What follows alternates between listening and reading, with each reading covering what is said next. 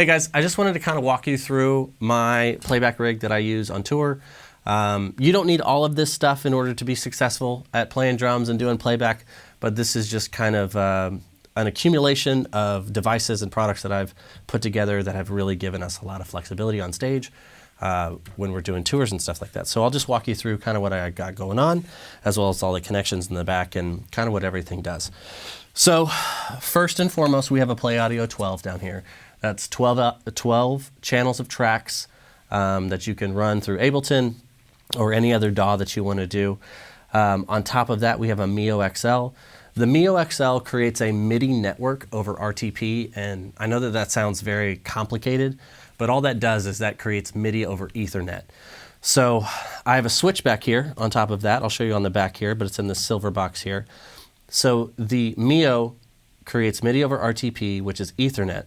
So if anybody else has a Mio on stage, we can send MIDI signals through Ethernet cables up to 300 feet away. So if you got a keys player that wants to automate key change patches, if you got a guitar player that wants to automate pedal changes, like if he wants to rip a solo out on the thrust or out on the catwalk, he doesn't have to run all the way back to his pedal board, hit his solo patch, and then walk out and do it. The Mio allows us a lot of flexibility when it comes to MIDI over RTP. On top of that here, we have the eDrum4 module, and all that is that changes analog triggers to MIDI notes. So I use that for samples, claps, snaps, things like that from like a Roland BT1 trigger. This is the eDrum4. They make larger ones as well, like an 8, a 10, and a 12. But I have no need for more than 4. And then down here we have an Apollo Twin, and that's for using vocal processing, things like tune or reverb, compressors, things like that, stuff that we want to control on stage rather than giving it to front of house. I'll flip it around here. Oh, over here on my left, your right, is a Nevo 600 power supply, and this is a switchable power supply that will run all of the devices in here on DC power from 100 volts to 240 volts. So if I do any tours overseas or anything like that, all I have to do is get a different power cable, which will plug into the back of the rig, and all of the equipment in the rack will be safe because it's switchable power. And I don't have to worry about burning anything out. On the back side here, we have the switch. This is a PoE Plus switch.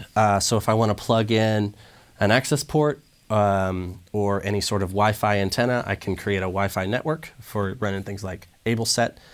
Also, the Play Audio and the Mio are plugged into this, and so this is now the MIDI hub over RTP. So if I need to plug any other Mios in, it will plug into this switch, and I have this cable here which runs to my RTP port, which is for an EtherCon cable. But you could also just plug it in directly into the switch, and then the Mios would see each other and they would work together. I gotta stand up here. On the back here, we've got our AC power in. That's just a true 1 power cable. Like I said again, this runs to the power supply in the front, which is a switchable power. So if I run in overseas or anything like that, I just have to get the correct receptacle for whatever their wall outlets are, and all of my gear in the rack is safe. We have 4 1/4-inch inputs, which run to the eDrum module, so that's for triggering samples. This is 5-pin MIDI in and out from the Mio. Most things these days aren't 5-pin MIDI, but I wanted the flexibility in case I needed to do anything like that. Like the SPD-SX still has 5-pin MIDI in and out. Most people use USB, but you want to be able to have the options. We have the host port, which is the host port for the Play Audio. If I decide I want to run a MIDI controller to trigger tracks, things like that, that's what that port is for. USB 1, USB 2, these are for redundancy to the Play Audio, so you would just plug a MacBook into each one of those ports, and you can set up your failover. Over here on the right, we have the universal audio in and universal audio out, as well as process in and out. So we have a dry out, so you plug your microphone into this, and then this port here, it just loops back out to where it doesn't hit the Apollo. So this is for unprocessed vocals, which you'll typically do for monitors or front of house for like a fail-safe in case the Apollo dies. So I've got 2 of those set up for input 1, input 2, and then these bottom 4 are processed out. So that's the left, right, 3, 4 out of the Apollo.